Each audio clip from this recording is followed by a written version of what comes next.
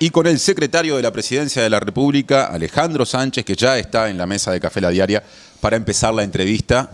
Alejandro, bienvenido. Buen día. Bueno, buenos días. Un gustazo estar con ustedes aquí. Además somos vecinos, así que tenía que pasar por la radio de La Diaria. Sí. Hacía tiempo que no venía. Pero bueno, la verdad muy contento de estar con ustedes. Es acá. tu primera visita a este formato, a este programa. Este formato, sí. Ahí está, en el diario te hemos leído. No, en el diario estuvimos en el otro formato, en el streaming también estuvimos. Claro, en ciclo, el streaming que se hizo durante el ciclo electoral, justamente. Exactamente. Pero bueno, me faltaba esto y estamos cumpliendo. Está bien. En la cercanía de la Torre Ejecutiva, aparte, hace que todo el tiempo uno vea, lo hemos comentado muchas veces a la audiencia, a través de los ventanales, mientras hacemos el programa, a gente que trabaja en la Torre Ejecutiva. Pasa por acá. Que viene a los distintos lugares en los que se puede almorzar, comprar café que quedan en Bacacay. Particularmente al mediodía, ¿verdad? Y sí, el mediodía sale... Claro, cuando se viene el almuerzo hay un trasiego habitual que también da cuenta de, no sé, una cosa muy montevideana y uruguaya en el sentido de que todavía hay ciertos canales de circulación común, incluso entre gente que trabaja en el lugar donde funciona un gobierno, ¿no? Sin lugar a duda, y no perdamos nunca eso. No perdamos nunca esta cercanía que ha construido el Uruguay, esta convivencia que ha construido el Uruguay, en donde nos encontramos en la calle, en el supermercado, en cualquier lado, gente que te votó, que no te votó, que te critica, que no te critica, pero que en realidad esa amabilidad no se pierde nunca y que el Uruguay creo que se precia de ser una sociedad integrada. Tenemos problemas, eso sin lugar a dudas, pero es una sociedad integrada en donde todos tratamos de convivir y tratamos de ponerle el hombro para que las cosas sean mejor. Y esta cercanía que tiene el país es algo que no podemos perder. Es interesante ese comentario porque, bueno, a veces uno percibe que el tono del debate político se eleva, por más que estén lejos las elecciones. Estamos hablando de que el gobierno recién cumplió 6 meses y pocos días. Pero vos decís que en el trato cotidiano, en tu vida más allá de la discusión política, eso no te genera mayores disgustos en la vida cotidiana cuando andas por la calle o entras a un comercio. No, porque en el Uruguay somos todos medios primos y primas, ¿no? Que acá nos conocemos todos. Y todos tenemos un amigo, un conocido que vota un partido, que vota otro. En el asado, en el cumpleaños discutimos de política y de fútbol. Y por suerte los uruguayos mantienen esa cordialidad. Después hay quienes abonan modas del exterior, de tratar de construir grietas y de construir política. En definitiva, se construye sobre la base de negar al otro o a la otra, al que piensa diferente. Y cargarle al que piensa diferente un montón de connotaciones negativas. Esa forma de hacer política es una forma que los uruguayos, creo que la sociedad uruguaya no quiere. La sociedad uruguaya aprecia la cohesión, aprecia el debate, por supuesto. Muchas veces el debate es tenso, es fuerte, pero es sobre ideas. Y yo creo que la sociedad uruguaya, y lo siento así, está condenando mucho esta estridencia que se ve muchas veces en algunos actores políticos, ¿no?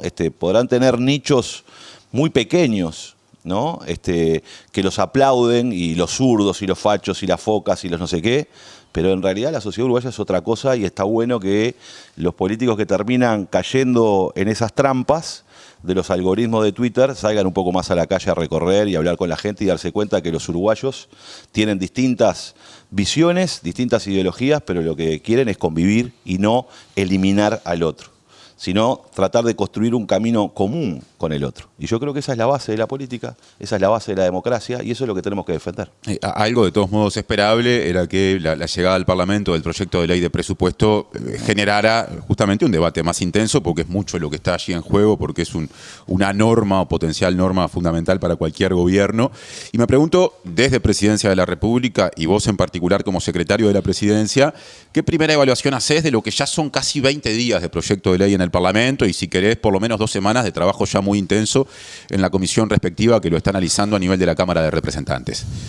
A ver, lo primero que uno tiene que decir es que no existe en el Uruguay una ley de presupuesto que no tenga debate. O sea, naturalmente, cuando nos estamos jugando en dónde se ponen los recursos y de dónde se sacan los recursos. Es decir, quién financia las políticas públicas y qué tipo de políticas públicas y quién se beneficia con las políticas públicas, dónde están las urgencias. Entonces eso siempre va a generar debate. Genera debates ásperos, más ásperos, menos ásperos, pero siempre genera. El segundo elemento es que las leyes de presupuesto nunca salen igual del Parlamento que como entraron. Y esa es una realidad. Yo fui parlamentario muchos años, y obviamente el Parlamento tiene una labor que es la de construir acuerdos, y la de buscar rascar la lata para ver recursos en donde quizás muchas veces, a veces lo que termina pasando es de vestir un santo para vestir otro, pero es parte de la tarea de la eficiencia del gasto público. Entonces a mí me parece que el debate en el Parlamento está yendo por los carriles más o menos predecibles. Para nosotros es importante y estamos dispuestos a mejorar en todos aquellos artículos que sean mejorables y ver de qué manera podemos tener una negociación saludable que, eso sí, ahí cuando uno negocia tiene siempre líneas de no retroceso. Es decir, en cualquier negociación tú tienes que pararte en un lugar en donde este es tu piso, menos de esto no se puede ir, y tienes un techo que es el objetivo que estás persiguiendo y bueno, tendrás que acercarte lo más posible. Y yo creo que en esta negociación, donde además no hay mayorías y hay que construir mayorías, que este es el otro dato relevante, este es el primer gobierno de la historia desde la restauración democrática que enfrenta a aprobar una ley de presupuesto sin mayorías propias. No existió gobierno. El primer gobierno de Julio María Sanguinetti no las tenía automáticamente, aunque No. el Partido Nacional tenía una política de cercanía, pero no era una coalición, ¿no? No era una coalición, pero el Partido Nacional había asegurado en los primeros 2 años del gobierno de Sanguinetti aprobarle las leyes. O sea, no era una coalición de gobierno, era una coalición parlamentaria, ¿no? Después la historia demostró otras cosas y las coaliciones se desarmaron. Pero hoy no hay gobierno que haya llegado con 2 elementos importantes. Primero, sin mayorías para aprobar su presupuesto quinquenal. Y segundo, no hay presupuesto presentado que haya tenido un déficit tan alto como el que tiene este país. Es decir, de hace 35 años que no se da una situación en donde tenemos un déficit tan elevado. Y esto es importante porque es una situación de cuentas macroeconómicas descontroladas, que hay que darle un orden porque estamos en un déficit fiscal importante y además sin mayorías a construir acuerdos. Entonces nosotros estamos convencidos de que hay que discutir, que hay que negociar. Ahora, lo que no se puede cambiar es la orientación del presupuesto. Esa es la línea de no retroceso. La orientación de este presupuesto es una orientación que busca, en un marco, sí, de restricciones fiscales, pero atender las urgencias más importantes, en donde las infancias están primero, en donde la desigualdad es un eje central de este presupuesto y en donde lo que estamos tratando de construir es generar oportunidades de trabajo, de inversión y de desarrollo del país. Eso no se puede tocar. El resto, todo es negociable. Al comienzo de la respuesta decías, cuando nos metimos en el capítulo presupuesto, lo que se juega es nada más ni nada menos, entre otras cosas, cómo se financian determinadas políticas públicas, de dónde vienen los recursos. En ese sentido, yendo a ese punto, se puede decir que la propuesta de establecer un impuesto mínimo complementario doméstico, se le dice habitualmente impuesto mínimo global, ¿es la principal discusión que afronta el gobierno o el oficialismo que representa al gobierno en el Parlamento? Yo creo que es una de ellas. ¿Por qué? Porque se puede tener la tentación, y yo creo que algunos actores la están teniendo, de hablar de gastos, pero no hablar de ingresos. Y eso es bastante poco ético. Yo he escuchado a varios actores de la oposición decir hay que darle más plata a. Hay que invertir más acá, hay que invertir más allá. Entonces pasa a la universidad y dice hay que darle más dinero a la universidad. Pasa a la UTEC y dice hay que darle más dinero a la UTEC. Ahora, en un presupuesto tú tienes que votar los gastos y tienes que votar los ingresos. Porque de lo contrario, si no, el discurso que estás construyendo es un discurso un poco demagógico, en donde te parás del lado de la demanda, pero no te parás del lado de la solución. Y entonces, en un presupuesto, como en una casa de familia, en una empresa o en cualquier lado, uno tiene que decir hacia dónde gasta y los gastos tienen que estar respaldados en ingresos genuinos. De lo contrario, estás prometiendo gastos que no puedes sostener en el tiempo. Y ese impuesto que te mencioné... Bueno, y ese impuesto que me mencionaste, yo creo que es un impuesto muy importante, porque uno de los pilares del financiamiento del presupuesto nacional y de la orientación incluso de ese gasto direccionado hacia la pobreza, direccionado hacia las infancias, direccionado hacia la generación de oportunidades en la educación con un incremento el más grande de la historia de becas, se sostiene básicamente, entre otras cosas, en ese impuesto que no es otra cosa que localizar un impuesto que pagan empresas transnacionales que facturan más de 750 millones de euros, o sea que es un poco más en dólares, que lo están pagando en sus casas matrices y que lo que estamos buscando es localizarlo, que lo paguen en Uruguay. Es decir, es una competencia entre la DGI del país y la DGI de otros países del mundo. Pregunta importante que tiene que ver con la discusión que, sobre todo en los últimos días, esto empezó a generar. Capaz que hace un par de semanas no estaba tan instalado. ¿Qué pasa con las empresas que operan en régimen de zonas francas en Uruguay la eventual, digamos, el eventual compromiso que les genere este impuesto. Hay quienes dicen, si están en zonas francas, hay contratos o normativa del Estado uruguayo que les garantiza no tributar impuestos locales, y esto podría considerarse, si es aprobado en la ley de presupuesto, un impuesto local. Entonces, si se las grava, se podría alentar denuncias por incumplimiento de lo establecido antes. ¿Cómo va a manejar el gobierno ese punto? Bien, acá hay dos o tres cosas que hay que colocar y comprender bien. Primero, hay empresas que están tributando este impuesto. Por tanto, que el Uruguay avance en una orientación global, que es lo que estamos haciendo. De hecho, el Uruguay ya firmó el compromiso. No lo firmó este gobierno, lo firmó incluso el gobierno anterior. Hay quienes dicen que no es vinculante. No, es un compromiso de avanzar en una sociedad o en un mundo en donde estamos mirando que la riqueza crece de manera desproporcionada con respecto al resto de la población y se generan niveles de desigualdad enormes. El G20 discutió esto. El G20 puso arriba de la mesa el tema de los 1.000 millonarios y la necesidad de generar algo de equilibrio entre las grandes riquezas, las grandes fortunas y la necesidad del conjunto de la población que tiene que apropiarse en parte de algo de esa riqueza que se produce para construir bienes públicos. Entonces, el Uruguay se sumó, y es cierto, los países se sumaron voluntariamente y luego lo aplican o no lo aplican, ¿verdad? En América Latina hay solo dos países, serían dos países los que vamos a aplicar este mecanismo, que uno es Brasil, que lo está llevando adelante, y otro será Uruguay, de aprobarse en el Parlamento este impuesto. En segundo lugar, es cierto, el Uruguay tiene contratos firmes con empresas y la ley de zona franca ha sido un mecanismo por el cual el Uruguay ha traído empresas del exterior, inversiones extranjeras directas que generan buenos puestos de trabajo y buenos salarios, ¿verdad? Y que ha sido parte de la promoción del país para que se radicaran determinados emprendimientos. Algunos de servicios, que son quizá los más delicados, porque los servicios hoy están acá y mañana están en otro lado, y otros en donde, por ejemplo, en los fármacos o en otros procesos industriales en donde el Uruguay ha generado transformación de materia prima y productos de mayor valor agregado. Entonces, es cierto eso. La ley de zona franca se establece que hay contratos con empresas donde no se les va a cobrar impuestos a futuro. Nuestra interpretación, y lo estamos discutiendo con la Cámara de Empresas de Zonas Francas, es esto sería la localización de un impuesto que ya pagan las empresas. Por tanto, no es un aumento de la presión fiscal para esas empresas. Por tanto, el Uruguay no estaría incumpliendo, porque en definitiva el contrato de compromiso entre las zonas francas o las empresas que se alojaron allí es que vos no le vas a aumentar la presión fiscal, es decir, no van a tener elementos en el futuro que le compliquen su ecuación de negocio. Por eso se protegen, por eso se construye la ley de zona franca y por eso se firman los contratos. Es decir, yo quiero que en el futuro no hayan impuestos que distorsionen mi negocio. Y entonces yo tomé la decisión de instalarme en tu país tratando de ser competitivo porque tengo una serie de exoneraciones fiscales. ¿Correcto?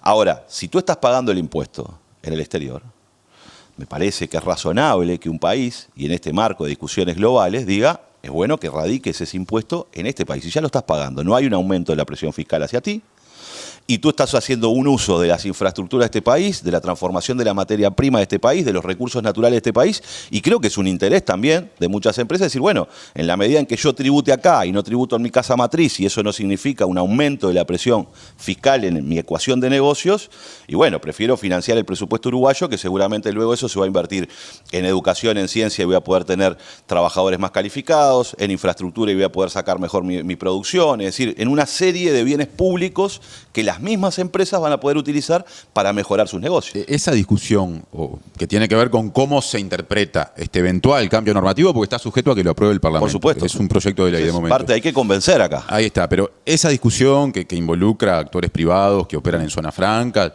supongo que al gobierno, su plana mayor, las personas que tienen más conocimiento de lo jurídico, de lo tributario, ¿es una discusión cerrada? ¿El gobierno irá por esa interpretación? ¿O, por ejemplo, hay paño para que llegado el momento se opte por exonerar a determinadas empresas para evitar, pienso en voz alta, eventuales litigios o procesos contra el Estado? Nosotros estamos claros, y si es necesario clarificarlo más, será parte de la discusión que tengamos en el Parlamento. El diseño que le hemos dado al impuesto establece claramente que si hay una empresa que está alojada en el país y que está en una jurisdicción en donde no paga este impuesto, no lo tributa en Uruguay. Entonces, ¿cuál es el mecanismo? Nosotros creemos que ha quedado claro en las redacciones de los artículos que hemos enviado. ¿Es necesario clarificarlo, mejorarlo? Estamos dispuestos. pero con esta orientación, que es aquellas empresas que ya tributan este impuesto, que lo localicen en el país. O sea, lo que estamos nosotros diseñando es la localización de impuestos que hoy ya se realizan en el Uruguay. Y la clarificación o la mejora que manejás como una eventual posibilidad, si es necesario, ¿por dónde podría pasar? Bueno, nosotros estamos conversando mucho con la Asociación de Zonas Francas y estamos empezando a conversar mucho con la bancada del Frente Amplio y las otras bancadas para que esto quede claro, ¿no? Y estamos tratando de avanzar. Nosotros entendemos de que como está redactado el artículo es bastante claro. Si hay que buscar modificaciones, estamos dispuestos a escuchar propuestas. Y si esas propuestas son mejores a las que hicimos y defienden lo que estamos defendiendo, que es que se localice ese impuesto que ya se paga en el Uruguay para beneficio del país y de su gente, por supuesto que lo vamos a hacer. Lo vamos a estar receptivos a esa realidad. Pero yo creo que acá lo que es importante es lo que estamos tratando de diseñar en un escenario en donde, bueno, tenemos un enorme déficit, que hay que pagar las cuentas, porque si no, tarde o temprano vas a tener un problema, y tenías que tener la responsabilidad entonces de atender la estabilidad macroeconómica, pero un gobierno de izquierda no se puede quedar solo con la estabilidad macroeconómica. La estabilidad macroeconómica y que las cuentas cierren tiene que servir para que la gente viva mejor. Y para que la gente viva mejor significa que la gente tenga más oportunidades, y particularmente los más humildes. Y yo creo que eso define a un presupuesto de izquierda. Hace pocos días el ministro de Economía y Finanzas, Gabriel Odone, fue entrevistado en El País, habló de estas cuestiones, dijo que el gobierno apuesta a mejorar sus ingresos, la recaudación, a través o valiéndose de distintos mecanismos, y en particular habló de que un componente son 600 millones de dólares provenientes de los cambios impositivos, de los cuales, dijo, 80%, unos 480 millones, estarían vinculados a este impuesto mínimo global, simplificando su nombre, pero hizo una precisión que a mí me llamó la atención porque yo no lo había escuchado así. Y dijo textualmente: por otro lado, tenemos empresas uruguayas cuyos socios o accionistas tributan por los dividendos en el exterior, porque están grabados en el exterior donde están localizados estos socios o accionistas, y por tanto, en el marco de los convenios, lo que vamos a hacer es grabar a esos accionistas y socios de esas compañías en Uruguay, otorgándoles un certificado de crédito que puedan ellos presentar en sus administraciones tributarias que les acrediten esto. ¿Este componente tiene que ver con el impuesto mínimo global? No. ¿O es otra cosa? No, es otra cosa. Ahí estamos hablando de los dividendos y de las rentas, tanto sea del IRPF, básicamente, a los ingresos de capital. Te voy a poner dos ejemplos, particularmente. Si tenés una empresa o una inmobiliaria o una persona física que tiene un conjunto de propiedades y arrienda esas propiedades por esos alquileres en Uruguay, paga IRPF. El IRPF a el incremento de las rentas. Ahora, si esa empresa está alojada en Uruguay o esa persona es un residente uruguayo y tiene alquileres en Miami, tiene un conjunto de apartamentos que alquila en Miami o un edificio que alquila en Miami, no está pagando IRPF. Entonces nosotros lo que decimos es que un criterio de justicia es que esas situaciones que son análogas, de la misma persona, la misma empresa, que realiza una operación financiera, en este caso un arrendamiento en Uruguay, en territorio nacional, cuando lo realiza en el exterior, también sea alcanzado por ese impuesto. Y esto es importante porque ahora se puede hacer porque el Uruguay avanzó muchísimo y el mundo en acuerdos de intercambio de información tributaria, ¿no? Antes no lo podías hacer porque no lo sabías. Obviamente, estas personas que tributan en otras regiones van a descontar esos impuestos. Cuando tú te presentas vas a deducir. Mirá, en ninguna parte del mundo, y eso los intercambios tributarios permiten eso, para eso se hicieron todos los acuerdos de intercambio tributario, es que tú no pagues por la misma cosa 2 veces el impuesto. Entonces, si a mí me cobra la DGI uruguaya, yo tendré un crédito fiscal para ir a la DGI, en este caso de otro país, y decir, no, mirá, yo lo que te tengo que pagar por el incremento de la renta es esto, pero me tenés que descontar los impuestos que yo ya pagué en donde yo resido o donde tengo mi residencia fiscal. Esto es importante que lo sepamos. La residencia fiscal no quiere decir que la gente viva en Uruguay. Puede vivir en Uruguay o vivir en otras partes, porque mucha gente que tiene mucho dinero generalmente circula mucho por el mundo. Es el problema de la globalización que tenemos. Los capitales están globalizados y las personas no. Las fronteras prohíben muchas veces a las personas que están necesitando una vida distinta llegar a otro país, pero los capitales se mueven libremente y este es un problema. El otro ejemplo que te puedo poner, una compra-venta de un bien en Uruguay, de una empresa en Uruguay, de un activo en Uruguay, si se radica en 2 personas que están dentro de fronteras, tributa. Si esa compraventa de ese mismo bien que está en Uruguay, esa misma empresa, ese mismo activo, se realiza entre dos personas que están en el exterior, eso no tributa. Y eso es injusto, porque puede generar también mecanismos de elusión tributaria, ¿no? Es decir, bueno, más vale poner esta empresa a nombre de una sociedad anónima que esté en el exterior, así no tributás. Entonces lo que estamos buscando es que esos mecanismos de evasión, en definitiva, de evasión no, la evasión es cuando vos no pagás el impuesto. Acá es cuando vos tenés la construcción de utilizar la ley sin incumplirla, ¿verdad? Encontrar los vericuetos de la ley para no pagar tanto impuesto. Hay estudios jurídicos que se dedican a esto en todo el mundo, ¿no? A cómo pagar menos impuestos. Eso es parte de la lógica. Entonces, lo que estamos tratando de hacer es que ese tipo de mecanismos no se den en el Uruguay porque nos parece que es injusto para aquellos que, en definitiva, son responsables y hacen frente a las obligaciones tributarias cuando realizan enajenaciones de activos en el país. Una última pregunta vinculada a lo impositivo. El mecanismo del que sí se había hablado más, hasta diría en los días previos a la presentación del proyecto de ley de presupuesto, de gravar las ganancias de capital de depósitos en el exterior, ¿tiene que ver con lo que recién describiste o es a su vez otra propuesta de cambio impositivo diferente? Está dentro de lo que estamos hablando. Está dentro de lo anterior. Está dentro de lo anterior. Porque se había expresado previamente de un modo capaz que no tan detallado, entonces... Sí. En realidad lo que estamos haciendo, por eso nosotros llamamos adecuaciones tributarias. Estamos tratando de tratar las mismas operaciones de la misma manera.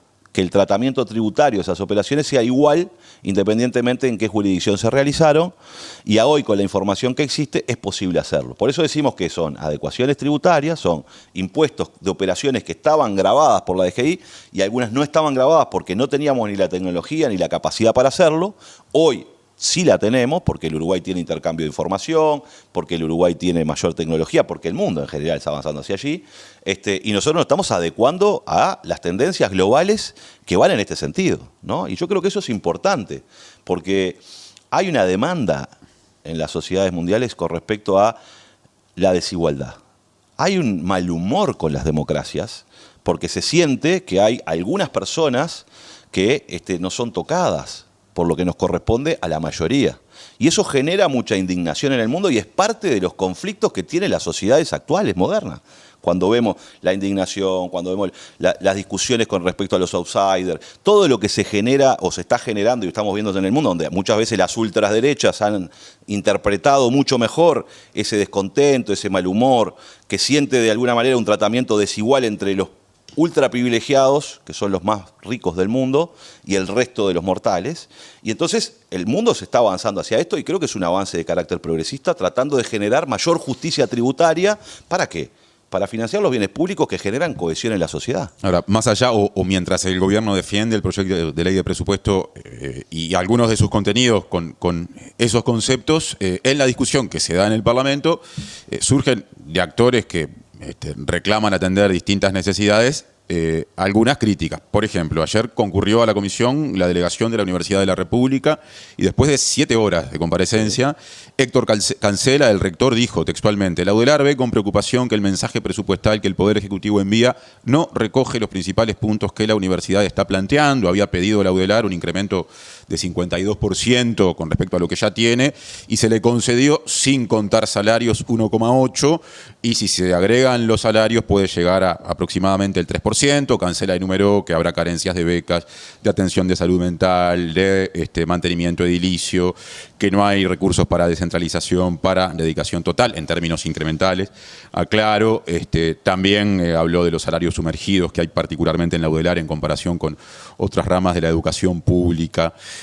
¿Hay algún margen para satisfacer esto que está planteando la UDELAR con tanta crudeza? Bien, yo diría 3 cosas respecto a esto. Lo primero, no hay recorte del presupuesto de la UDELAR.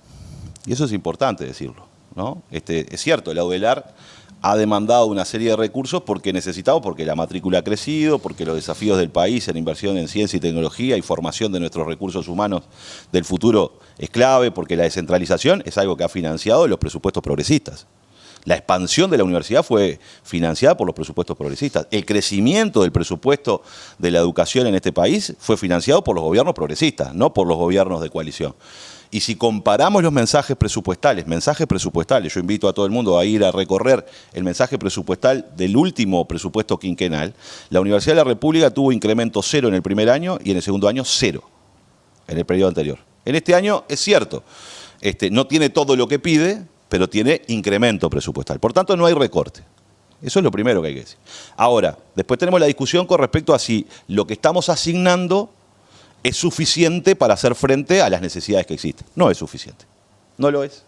Seguramente los parlamentarios van a buscar la forma de acercar algunos recursos, naturalmente, pero tampoco va a ser suficiente frente al reclamo de la ODELAR. No lo va a hacer, porque un incremento del 50% del presupuesto de la ODELAR es más que todo el espacio fiscal que tenemos hoy.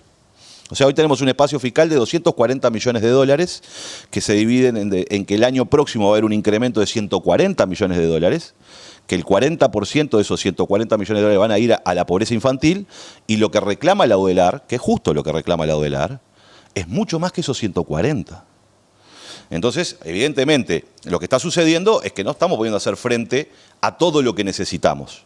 Pero la orientación no es una orientación de recorte, es una orientación de incremento del gasto, particularmente para los sectores más sumergidos, más pobres, pobreza infantil, y también para la educación. Y algo muy importante, este es un presupuesto que se presentó por primera vez con el acuerdo de casi todo el sector público de los trabajadores. Porque aquí se llegó al presupuesto nacional con un acuerdo con los sindicatos de la educación, con un acuerdo con COFE, que son los sindicatos de todo el Estado, con los judiciales.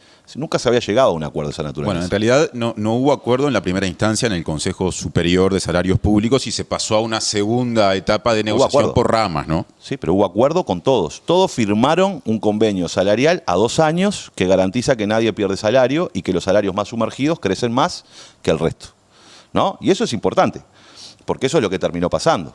Entonces, después tenemos las inequidades. Es cierto, hay inequidades, hay problemas, hay que seguir desarrollando. Bueno, y el presupuesto es una orientación, que en la medida en que la economía se desarrolle vamos a poder ir atendiendo, seguramente, a lo largo del quinquenio, distintas necesidades. Volviendo a la educación. Arrancar. Volviendo a la educación. Sí. Hay un documento de la Coordinadora de Sindicatos de la Enseñanza del Uruguay que, sin perjuicio de los incrementos, digamos, ¿no? de las partidas incrementales a las distintas ramas educativas, incluyendo la principal en presupuestos, que es la Administración Nacional de la Educación Pública, establece que en relación al Producto Interno Bruto, al final del periodo habrá una caída en ese indicador, ¿no? Inversión educativa versus o en función de PIB, ya que en 2024 esa cifra da 4,83% y para 2029, si el crecimiento es el que prevé el proyecto de ley de presupuesto, estará en 4,34, medio punto porcentual menos, redondeando. ¿Qué significa esto para un gobierno de izquierda que llegó al poder con un documento programático que hablaba de que en términos de crecimiento de inversión educativa se trabajara textualmente sobre la base del 6% en educación más 1% del PBI? El número que maneja la Coordinadora de Sindicatos deja más lejos de ese objetivo a la inversión educativa. Yo creo que vamos a terminar más cerca. Y los antecedentes del Frente Amplio lo demuestran. Yo ocupé los liceos en el año 96, cuando era estudiante de secundaria.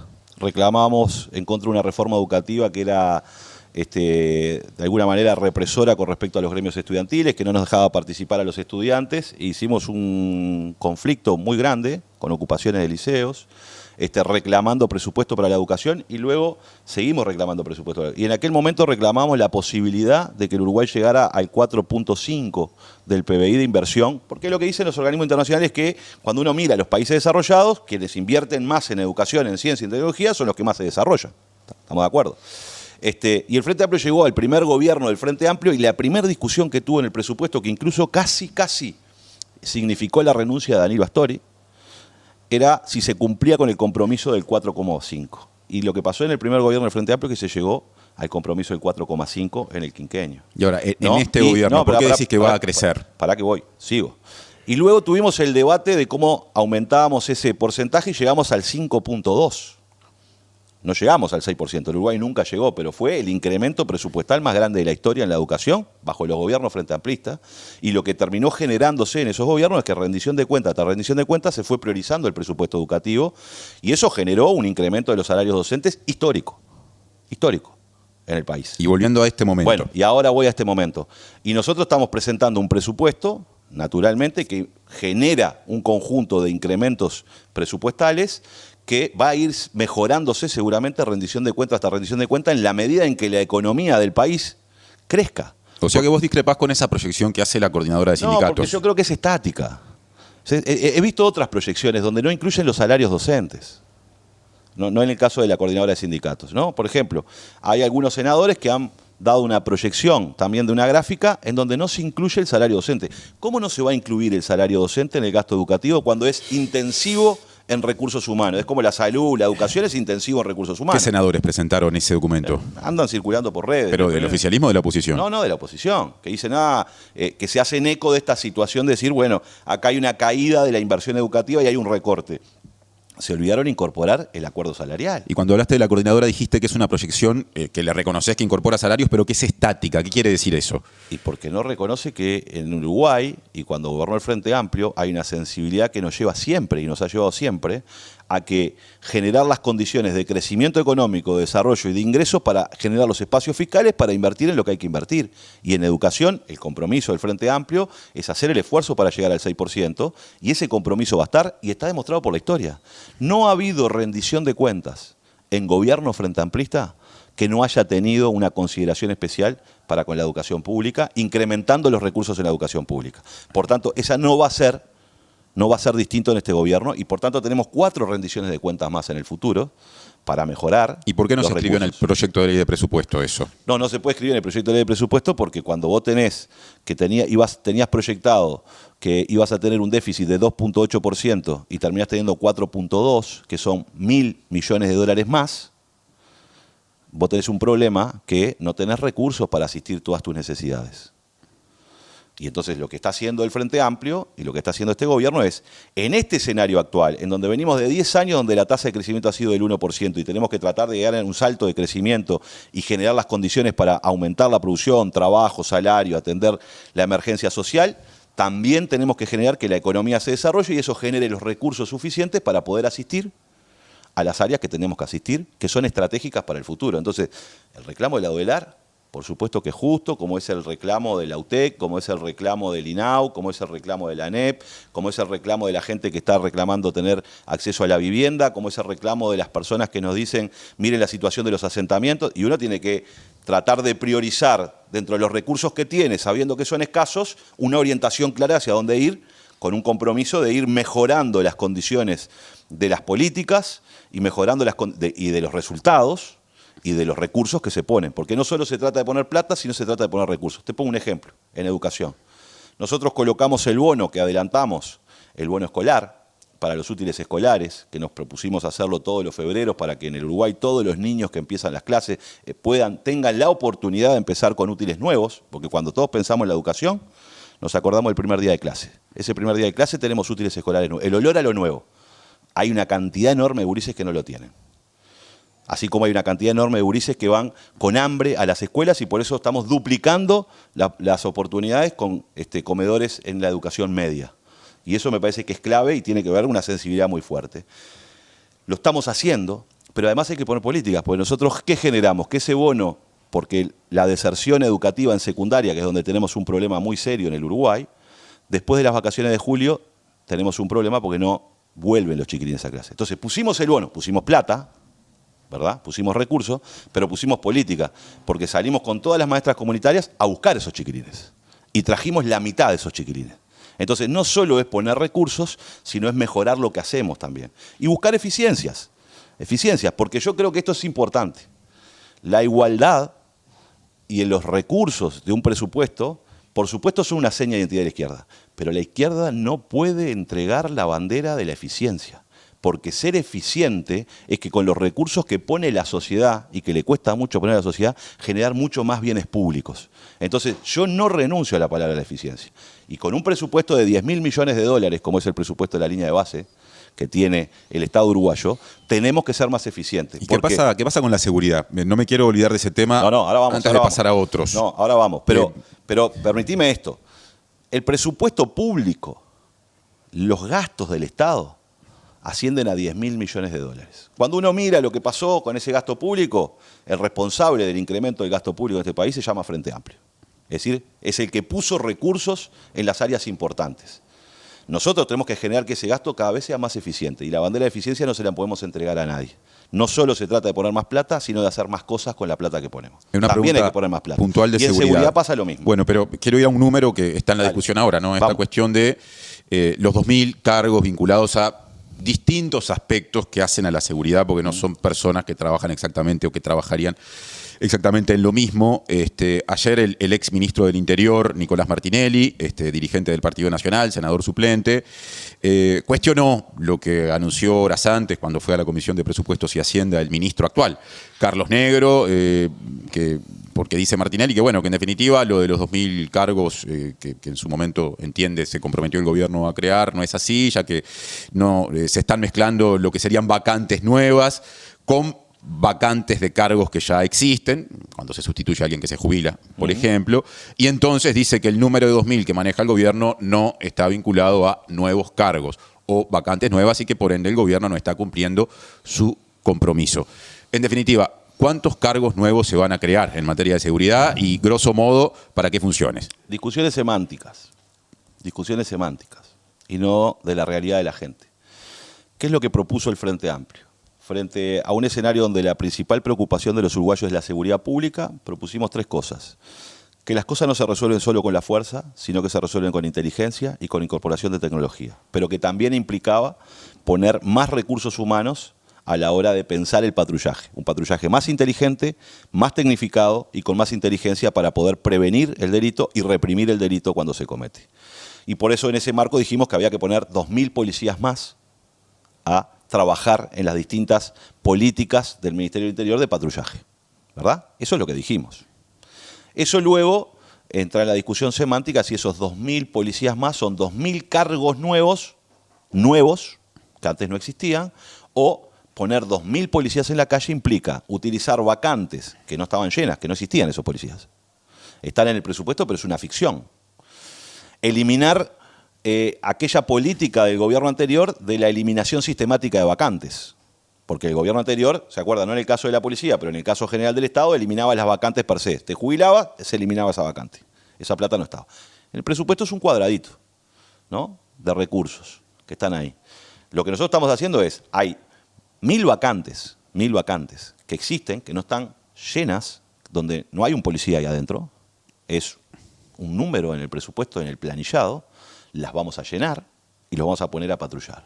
Y vamos a agregar 1.000 cargos más que antes no existían y que están ahí, ¿para qué? Para generar ese incremento de la fuerza de prevención y de represión de 2.000 policías actuando, atendiendo la situación de la seguridad pública. Esos otros 1.000, los segundos 1.000 que en el desglose mencionaste, Sí. ¿van a ser también para patrullaje o también ahí hay personal carcelario? Porque está el Hay INR. personal carcelario también, por supuesto, ¿no? ¿Y los primeros 1.000 solo patrullaje? Sí, y además nosotros tenemos que volver a algo que era importante, que era central, que era la posibilidad de que existan becarios. El gobierno anterior sacó los becarios de las comisarías. ¿Por qué?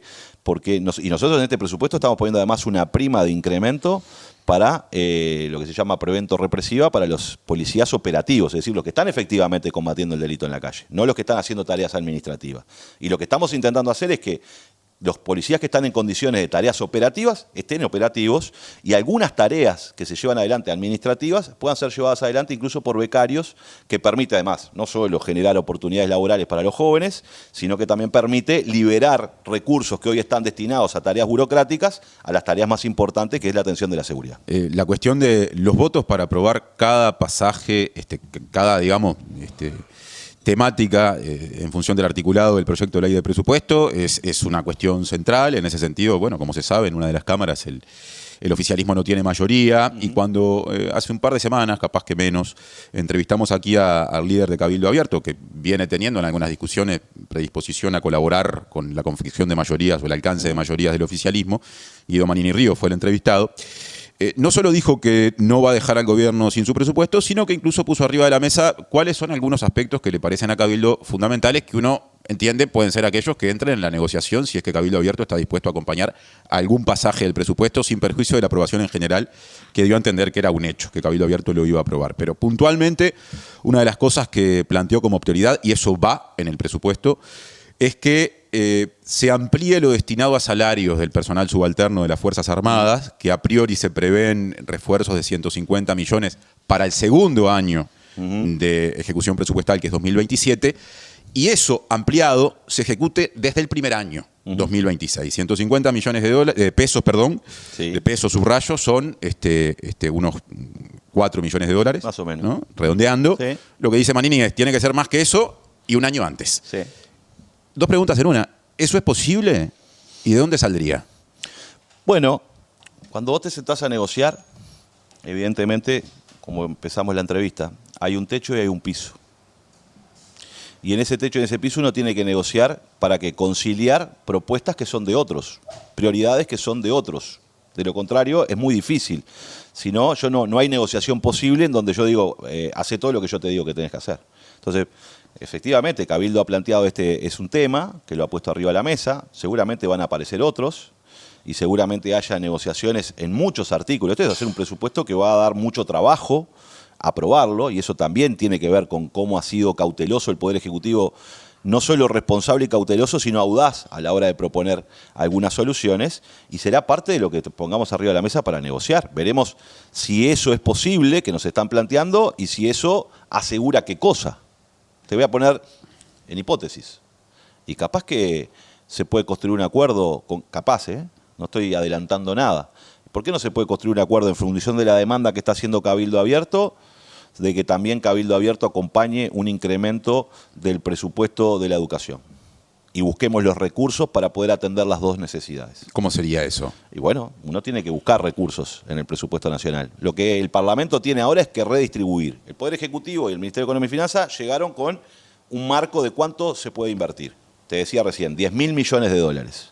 Esa es la línea base, más 140 millones de dólares el primer año de incremento, más 100 millones de dólares más en los siguientes. Eso está sujeto, obviamente, a que las rendiciones de cuentas puedan mejorar ese espacio en la medida en que la economía se desarrolle. Bueno, ahí hay que agudizar la inteligencia y sentarse a ver de dónde pueden salir esos recursos para atender estas demandas. Siempre pasa, yo me dediqué en el Parlamento a trabajar 15 años en la Comisión de Presupuesto, y te diría que junto con otros, no me quiero arrogar yo algo que no es mío, es colectivo, nos convertimos en especialistas en raspar la lata dentro de los presupuestos y asistir. Y cuando uno mira los distintos debates que se han dado en las rendiciones de cuentas que tuvo los gobiernos del Frente Amplio, siempre hubo la posibilidad de mejoras porque se reasignan recursos. Y bueno, ahí está la ciencia, discutir la reasignación de recursos. Lo que pide Cabildo o lo que pide Manini, ¿te parece algo demasiado alto? Interpreto, pero ¿entendés que puede haber algún punto intermedio? No es que me parezca alto. O sea, los funcionarios públicos peor pagos del Uruguay son los militares rasos. Esos son los funcionarios públicos peor pagos del Uruguay. No, el tema es el número. No, por eso. Pero hay que ver cómo se lo asiste. Hay que ver de qué manera. Ahora, eso está dentro de una demanda.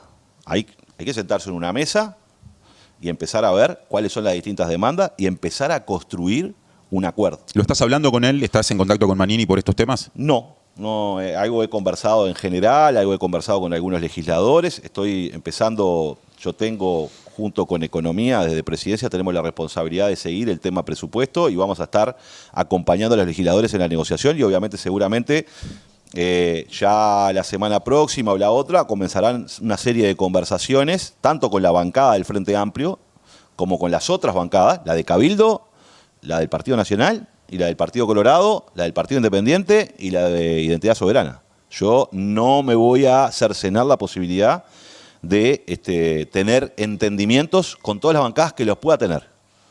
Por tanto, esta es una filigrana, y permitime esto, esta es una filigrana donde no valen anuncios anticipados.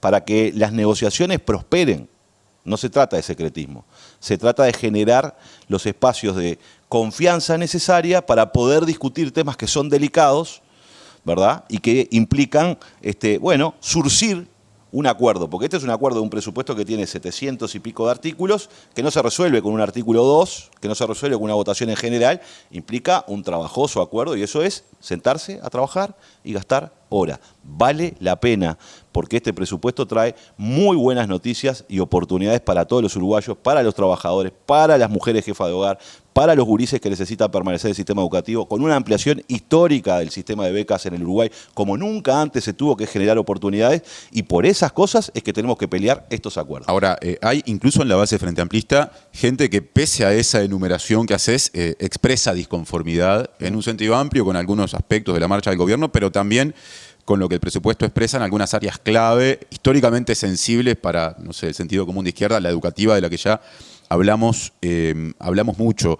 ¿Cómo viven desde el gobierno eso? Que hay quienes incluso relacionan a algunas encuestas que dicen que no es que sea alto el nivel de desaprobación del gobierno, pero sí que hay en algunas encuestas que evalúan la gestión cantidades importantes de personas que no terminan de decantarse por un concepto de estar, de ver con buenos ojos o de ver en un sentido crítico lo que el gobierno está haciendo, con cierta apatía, si se quiere. ¿Ustedes hacen algún tipo de lectura política de ese fenómeno? Bueno, a ver, yo lo que creo que hay muchas expectativas cifradas en el gobierno, porque venimos de 5 años donde se rompieron muchas cosas, se rompieron muchas vidas, se cortaron oportunidades. ¿No es muy fuerte decir se rompieron muchas vidas? Bueno, pero digo, vidas en el sentido, está bien, pero ¿en el sentido de cuál? Cuando vos mirás la desestructuración en los temas de violencia, cuando vos mirás la desestructuración en temas de oportunidades que se genera en el país, bueno, estamos hablando de vidas. No estoy diciendo que, no estamos centrándonos en que hubo una política homicida, no estoy diciendo eso, ¿no? Lo que quiero decir es, cuando vos ves que se desintegran las familias porque la salud mental nos está abordando de una manera muy fuerte y las políticas que se llevaron adelante no fueron atendiendo esa situación, cuando ves que creció la pobreza infantil, en un periodo donde creció la economía en los últimos 5 años, pero la pobreza infantil también creció. Bueno, estás condicionando la vida de esas personas. A eso es lo que me refiero. ¿No? No me refiero a una política deliberada del gobierno anterior de hacer que las personas pasen mal, sino simplemente que el conjunto de políticas que se desarrollaron no atendieron como deberían atender a esas personas, ¿no? A la sociedad en general. Y tenemos que reparar esa situación. Entonces hay una demanda importante de eso. A ver, cuando tenés 6.000 solicitudes, más de 6.000 solicitudes de asistentes personales para el sistema de cuidado, que ni siquiera se los fue a visitar. Hoy el sistema de cuidado está visitando personas que solicitaron un asistente personal en el año 2022. ¿No? Entonces, a eso me refiero, a la falta y a la retracción del Estado en el territorio, a los problemas que se generaron en ese sentido. Obviamente las demandas de la sociedad son muy altas, obviamente las demandas de la sociedad quieren que las cosas cambien rápidamente y se transforma en una discusión de velocidades de cambio. ¿Cuán veloz se puede ser? A nosotros nos decían, no, empezamos la transición y nos decían, no van a hacer nada con el proyecto Neptuno. A mí, acá en la torre ejecutiva, gente que estaba movilizada por el proyecto Neptuno, se movilizó y me decían, hagan algo, no lo van a resolver, no nos traicionen. ¿Y qué pasó? Resolvimos el proyecto Neptuno. Lo resolvimos. Hubo que invertir tiempo, 90 días de negociación, defendiendo una posición pública del Estado, convenciendo, tratando de construir un acuerdo con el consorcio, buscando la mejor manera para resolver los problemas de abastecimiento de agua potable. Lo hicimos. Entonces yo entiendo, la gente decía que el 1 de marzo se resolviera. Bueno, las cosas no funcionan así en el Estado. No se resuelve todo de la noche para la mañana, ¿verdad? Aunque las demandas y los dolores de la sociedad nos exigen eso. Ahora bien, para mí es importante eso, que la sociedad demande. Yo quiero sociedades que demanden. Yo quiero sociedades que interpelen. Yo quiero sociedades que me tironeen para que no me olvide de mis compromisos. Yo quiero una sociedad organizada que pelee por más derechos, por más igualdad, por más justicia, por más recursos para el desarrollo, para la ciencia, para la tecnología, para la innovación, para atender la violencia de género. Yo quiero sociedades de eso, porque no quiero sociedades de la queja. La sociedad de la queja, para quejarse solo basta tener un celular y poner un tuit. Ahora, en las demandas... Quiero sociedad de la protesta. En las demandas, particularmente ahora sí, del núcleo o de un sector de la población que podríamos asociar al núcleo militante del Frente Amplio. Sí. Y en eventuales expresiones de disconformidad, que de hecho las hay. ¿Cuánto pensás que incide la postura del gobierno, al menos hasta ahora, con respecto a lo que está pasando en Gaza? Bien, hay que considerar varias cosas. Déjame terminar lo anterior. Yo quiero sociedad de la protesta. Para protestar hay que organizarse, porque hay que identificar un problema, hay que construir discurso y propuestas para solucionar ese problema y tenemos que convencer a la sociedad de avanzar en eso. Eso es organizarse para luchar. Protestar es simplemente poner un tuit. Que se ha instalado la idea de ciertos malhumores, es probable, también hay mucho ruido de redes sociales. Nosotros salimos a hablar con la gente. Yo ayer estuve en Minas, Cristina Lustenberg, la ministra de Salud Pública, el senador Oscar Andrade, hablando en un salón lleno de lo que traemos en el presupuesto y lo que hacemos. Y la confianza no se rompe cuando nos sentamos a hablar. Entonces, evidentemente hay un conjunto de demandas que los militantes realizan, que la sociedad realiza, y lo que tiene que hacer la política es encauzar esas demandas en un orden institucional, en un conjunto de oportunidades y en un plan que permita darle sustentabilidad para que esas cosas pasen. Si no, yo me transformo en un delivery de la política, me pedís 4 mozzarella, te grito 4 mozzarella, pero después si no hay plata para pagar las 4 mozzarella, te digo, sonaste maneco. Ahora, la cuestión de Gaza no es algo que depende del presupuesto. No, pero ahora voy a eso. Entonces, ayer salió una declaración de las dos bancadas del Frente Amplio, ustedes daban cuenta recién de eso, y yo creo que hay que separar de alguna manera la posición que se lleva adelante desde la Cancillería del Uruguay, que es una posición que busca determinada construcción diplomática del Estado uruguayo, en cómo se relaciona con el resto de los estados en la política internacional, de lo que puede ser el posicionamiento político que tengamos los actores políticos. Yo, Alejandro Sánchez, esta es una pregunta una persona no se puede dividir en partes, pero yo lo puedo hacer. Yo tengo un cargo institucional, que es secretario de Presidencia, pero también soy un militante político. Y tengo que confabular las dos cosas, mis responsabilidades institucionales y mis compromisos políticos con respecto a mis ideas. Entonces, si me preguntás a mí, Alejandro Sánchez, lo que está sucediendo es injustificable lo que está sucediendo. ¿Es un genocidio? Es un genocidio, es injustificable. Es un nivel de violencia que está sufriendo la población civil que nada lo justifica. Yo también condeno los actos terroristas y creo que hay que bregar para que se libere a los rehenes. ¿Son comparables? No, no son comparables, son asimétricos totalmente, porque los que están sufriendo es población civil. Ahora bien, el Estado uruguayo, ¿qué ha hecho? ¿Ha condenado la violencia? Ha condenado la violencia. ¿Ha condenado la guerra? Ha condenado la guerra. ¿Ha declarado sistemáticamente que necesitamos construir paz? Lo ha hecho. ¿Ha condenado los atentados terroristas? También lo hizo. Y ha dicho que hay que frenar la guerra. Y está trabajando en eso. ¿Y por qué no ha dicho genocidio? Porque parece ser que las discusiones terminan siendo de palabras. Bueno, pero es un término que tiene su peso y hace poco una comisión independiente de la ONU lo estableció esta semana. Pero el Uruguay ha encarado en política exterior una lógica de relaciones diplomáticas en donde lo que estamos buscando es contribuir con soluciones y no con declaraciones.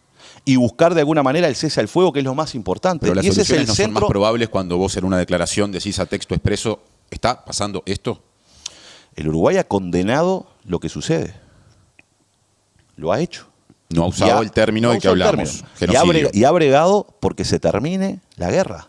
Y porque se construya un camino de paz que permita restablecer las relaciones. Y ha bregado por la existencia de dos estados históricamente el Uruguay. ¿No? Entonces, parece ser que termina siendo una discusión de que necesito que me digas esa palabra. Bueno, pasa que es una palabra que tiene un peso muy grande, no es una palabra más. Yo vengo de una tradición en donde la acción nos une y las palabras nos separan.